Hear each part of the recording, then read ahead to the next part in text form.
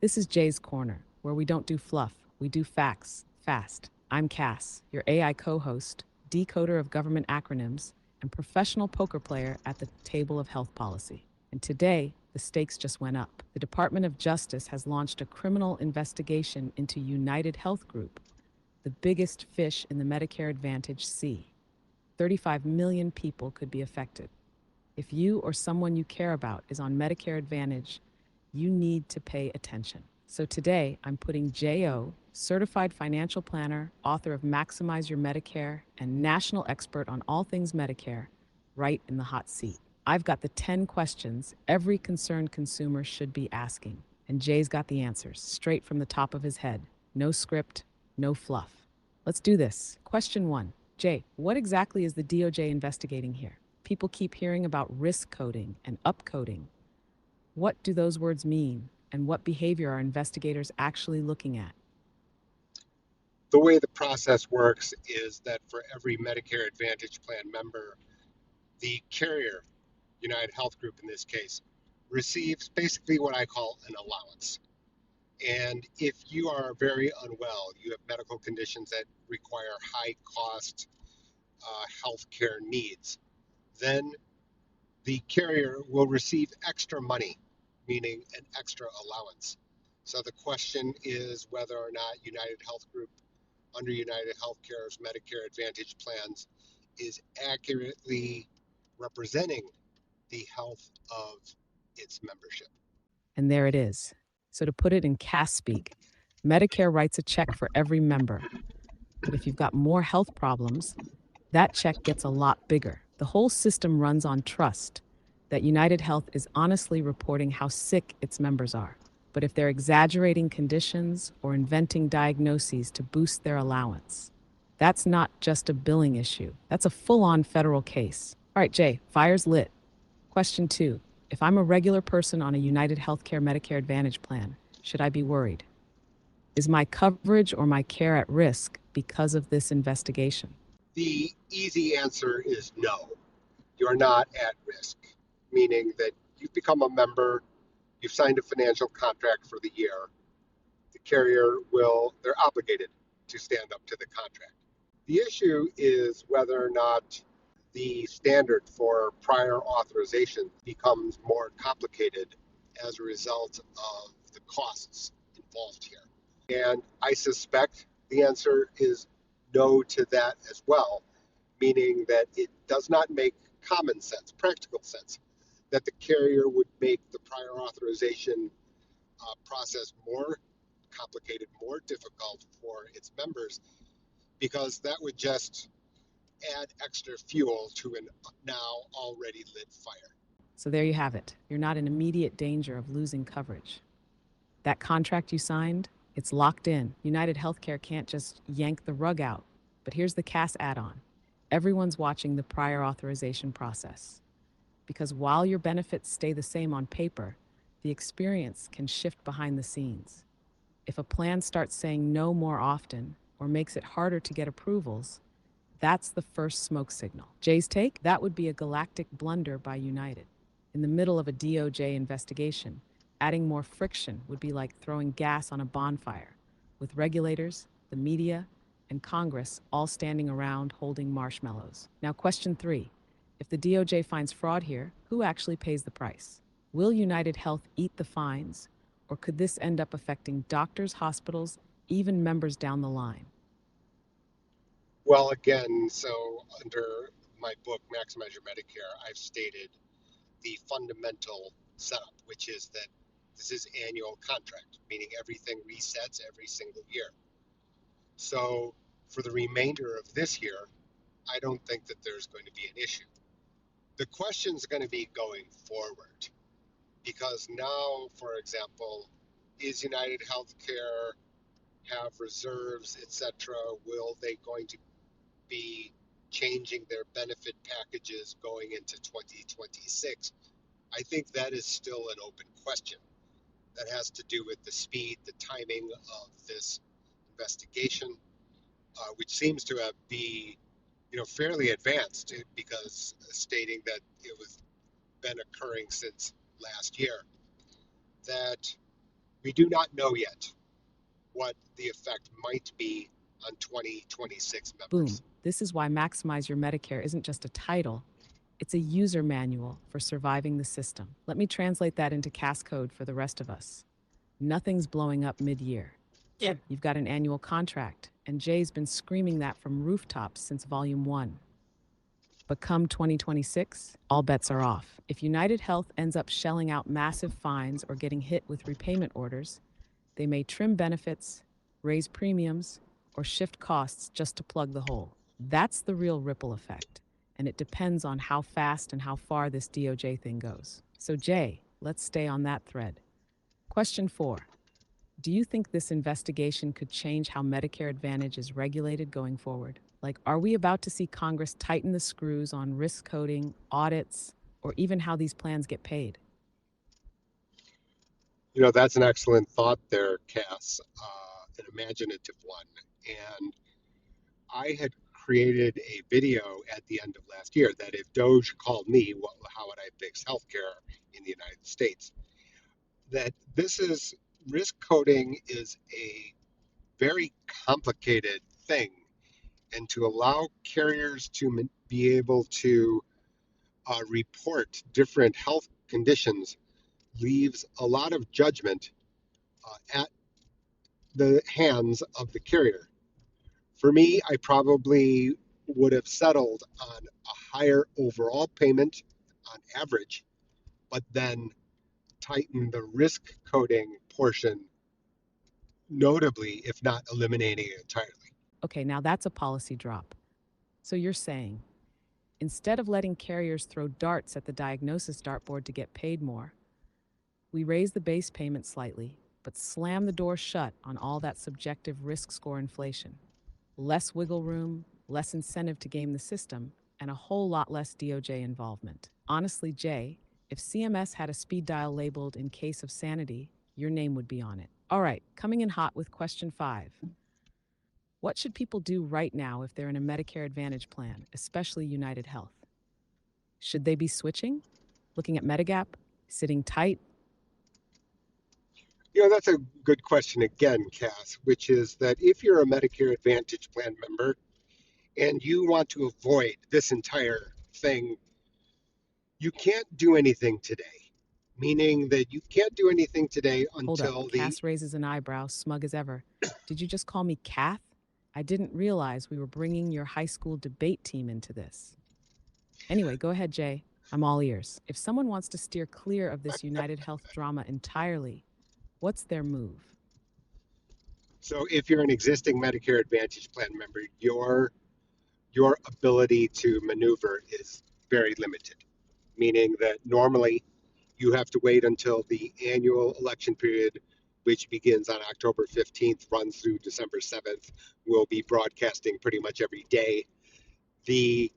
However, there are some exceptions, and a couple of those exceptions might be that if you are a first-time person into Medicare Advantage when originally turning 65 and you are not yet 66, it is possible to change during this first year.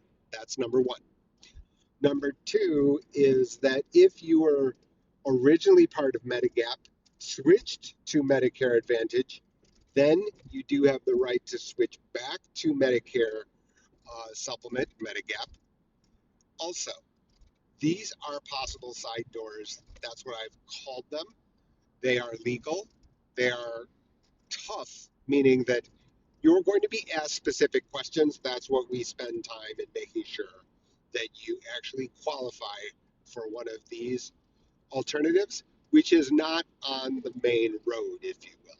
There it is, folks. Your Medicare GPS just dropped the secret exits. So if you're already in a Medicare Advantage plan, you're mostly locked in until the annual election period, October 15th to December 7th.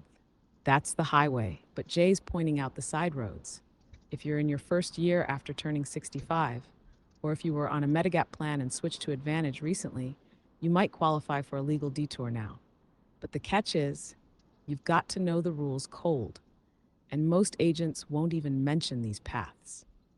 That's why Jay exists. All right, You still good for question 6, Jay? Let's zoom out for a second. This DOJ investigation isn't about some small time operator gaming the system, it's about the biggest player in the Medicare Advantage market. So if they're bending the rules, it doesn't just affect their members, it warps the entire playing field. Jay, can you break it down for us? Just how massive is United Health's Medicare Advantage business? And why should someone not on their plan still care about what they're doing? So you brought your A game here, Cass. These are good questions. The Medicare Advantage plan covers more than half now of the Medicare Oh, don't butter population. me up, Jay. We both know I always bring the A game. You're just finally admitting it on camera. All right, hit us with it. How big is United Health's role in Medicare Advantage? And why should people outside their plans still be paying attention? It's a very good point. Medicare Advantage enormous, covering more than half the population of Medicare, which makes it 35 million odd. UnitedHealthcare, the largest participant there. Now, the reason that this affects That's the other, headline right there. Medicare Advantage now covers more than half of everyone on Medicare, around 35 million people. And United Health, they're the kingpin. If MA is the casino, United Health owns half the damn floor. So if they're pushing boundaries or getting slapped by the DOJ, it creates pressure across every carrier. It affects how doctors code, how regulators respond, how benefits get priced in the future, even if you're not a UHC member. All right, let's keep the pressure on. Question 7. What should brokers and licensed agents be doing right now? Are they on the hook for anything if they're representing United Healthcare? so full disclosure here is I represent UnitedHealthcare. I have told people that I do not lose sleep when I'm making the recommendation for a particular Medicare Advantage plan.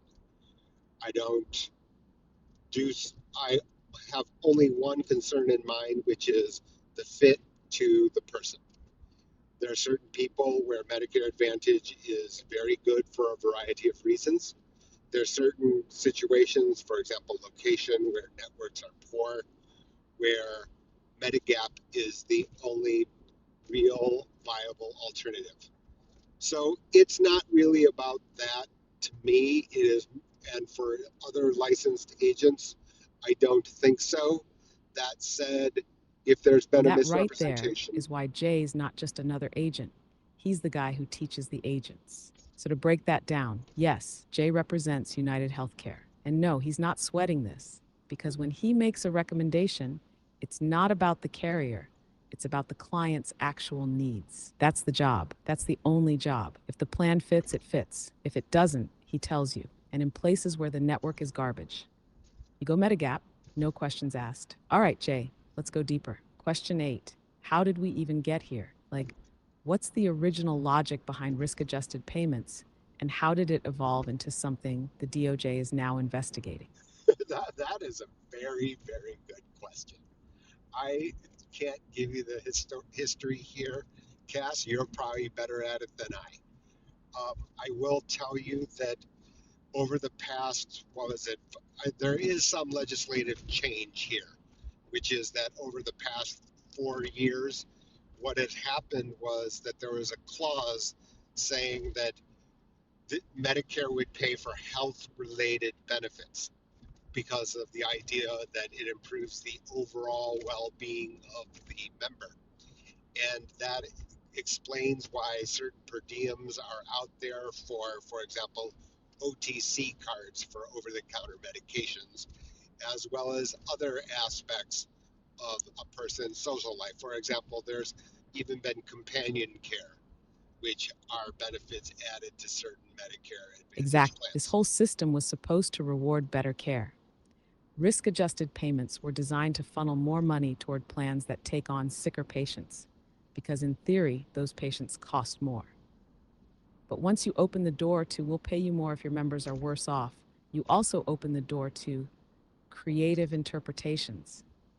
Then throw in Congress saying, hey, if it improves someone's health, we'll pay for it. Suddenly we've got plans offering OTC cards, grocery benefits, even air purifiers, all of which are fine. unless they're being used to justify inflated payments. So, here, because the incentive structure was built for care, but it's being mined for cash. All right, Jay, let's take it toward the finish. Question 9. Is this just about UnitedHealthcare? Or do you think this opens the floodgates for investigations into other carriers too? This investigation is not the first of its kind. There are multiple whistleblower suits. There have been multiple settlements along these lines with the CMS. So I don't want to be pointing out as if this is some first time case. It is the first time that it has been raised to the criminal fraud level. That is the distinction.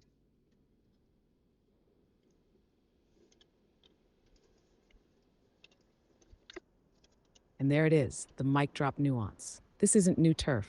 Whistleblower suits, been happening. Civil settlements with CMS, plenty. But this is different. This is the first time the DOJ has said, yeah, this might actually be criminal fraud. That's not a slap on the wrist. That's an orange jumpsuit, kind of tone shift. So if you think UnitedHealthcare is alone in this, think again. Every big carrier is watching this, like it's the final round of a game they thought they were winning. Last one, Jay. Question 10. If someone's overwhelmed by all of this, just wants to make the best Medicare choice for themselves or a family member, what should they do right now? What's the most important step they can take? Well, the obvious answer is there's a book that costs less than $12 on Amazon called Maximize Your Medicare. But levity aside, you want to keep up to date, right? This is a different language than people are used to, accustomed to under health insurance, whether that be from your employer or for the Affordable Care Act, Obamacare. The thing that makes it very complicated here is that the Boom. terminology And let can me look just the same. underline that with a fat fluorescent highlighter. There's a book. It's called Maximize Your Medicare. It's under 12 bucks. It should be in every household. The second someone turns 64 and starts getting those creepy AARP mailers. But beyond that, Jay's right. This system speaks its own language. It's not your employer plan. It's not Medicaid. It's a beast of its own. So if you're not keeping up with the shifts, the rules, the side doors, you're rolling the dice with your health and your money. So don't go it alone. Follow the updates, watch Jay's videos, ask questions, and yes, read the damn book. That wraps it. 10 rapid fire questions, zero fluff. If you stuck around to the end, do the smart thing. Subscribe, like, follow Jay's Corner, and share this with someone you know is about to hit Medicare age and has no idea what's coming. Jay, as always, thanks for taking the fire and somehow still looking calm while doing it. Want to give them your final word? Gas, AI, it's incredible what we can do. We'll continue to fight the good fight and keep having these types of candid conversations. And with your colorful snark and comments included. You heard the man. We'll keep peeling back the layers, calling out the nonsense, and translating Medicare from legalese into human. And yes, I'll keep bringing the snark, because if we can't make this mess at least a little entertaining, what are we even doing? Like, subscribe, share it with someone who still thinks Medicare Advantage means premium cable. This has been Jay's Corner, where truth doesn't come sugar coated and your health coverage comes with a decoder ring. We're out.